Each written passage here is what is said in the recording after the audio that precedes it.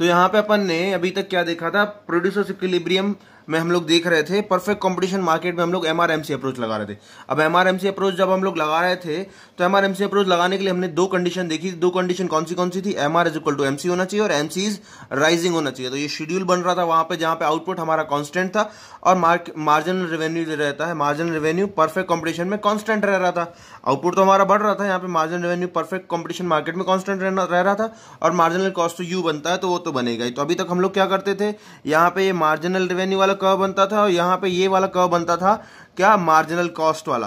तो यहाँ पे इस पॉइंट पे हमारा इक्विलिब्रियम पॉइंट आ रहा था अभी तक, जहां पे प्रोड्यूसर कितनी चीजें बेच रहा है, 5 चीजें बेच रहा है। तो यहाँ पे भी इक्वल है एमआर इक्वल टू एमसी, पर क्या कंडीशन है, MC should be rising, MC rise होना चाहिए तभी इक्विलिब्रियम पॉइंट आएगा। तो यहाँ पे वो कितनी चीजें बेच रहा है, 5 चीजें बेच रहा है, तो उसको इक्विलिब्रियम पॉइंट आ रहा है। तो ये चीजें, अच्छा इसके बाद ये भी चीज देखी थी क्या होगा जब प्रोड्यूसर एक चीज ज्यादा बेचेगा, क्या होगा प्रोड्यूसर एक चीज कम बेचेगा।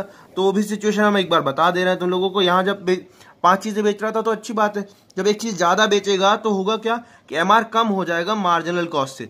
जब ये मार्जिनल कॉस्ट से मार्जिनल रेवेन्यू कम हो जाएगा, ये मार्जिनल रेवेन्यू यहाँ पे मार्जिनल कॉस्ट ज्यादा है, यहाँ पे मार्जिनल रेवेन्यू कम है, तो उसका प्रॉफिट विल डिक्रीज। पर यहाँ पे बात करते हैं जब एक चीज कम बनाएगा तो क्या हो जाएगा, यहाँ पे मार्जिनल रेवेन्यू ज्यादा है मार्जिनल कॉस्ट से, अब घट रहे हैं तो मार्जिनल रेवेन्यू कम हो रही है, मार्जिनल रेवेन्यू ज्यादा कम हो रही है मार्जिनल कॉस्ट से, तो यहाँ पे भी उसको लॉस होगा, यहाँ पे भी लॉस होगा। अल्टीमेटली वो 5 चीजें बनाएगा तो उसको फायदा होगा, 6 बनाएगा 4 बनाएगा तो उसको फायदा नहीं होगा। ये देखा था अभी तक अपन ने।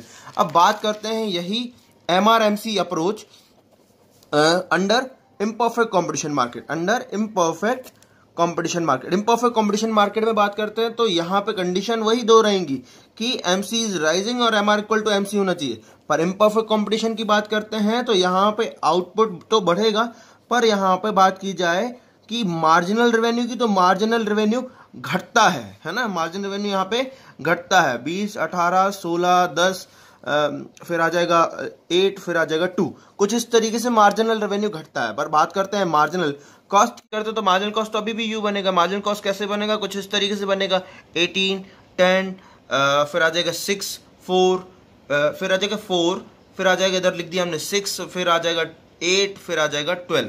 तो यहाँ पे 18, 10, फिर 4 तक घटा, फिर 6, 8, 12 तक बढ़ने लगा। तो यहाँ पे जो इसका ग्राफ बनेगा, ग्राफ इसका कुछ इस तरीके से बनेगा, एक्स वाई 0। अब यहाँ पे मेरा मार्जिनल रेवेन्यू घट रहा है, ये बना मेरा मार्जिनल रेवेन्यू, ये मेरा मार्जिनल कॉस्ट बढ़ रहा है, तो ये बन जाएगा मेरा मार्जिनल कॉस्ट। ये दोनों कहाँ टकरा रहे हैं, इस पॉइंट पे। इस पॉइंट पे अगर देखा जाए तो यहाँ पे एमआर इक्वल टू एमसी भी है और एमसी इज राइजिंग भी है।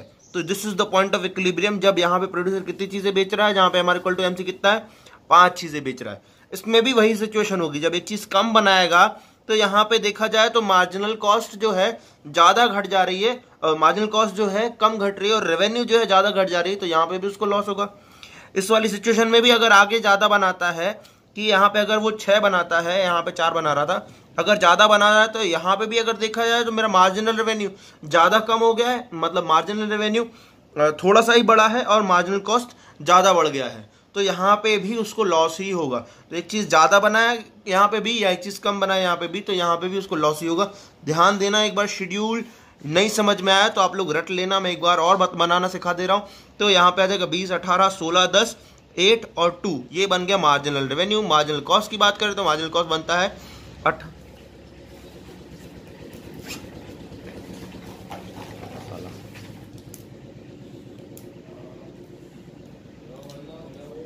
तो यहाँ पे मार्जिनल कॉस्ट बनता है 18, 10, 4, 6, 8, 12।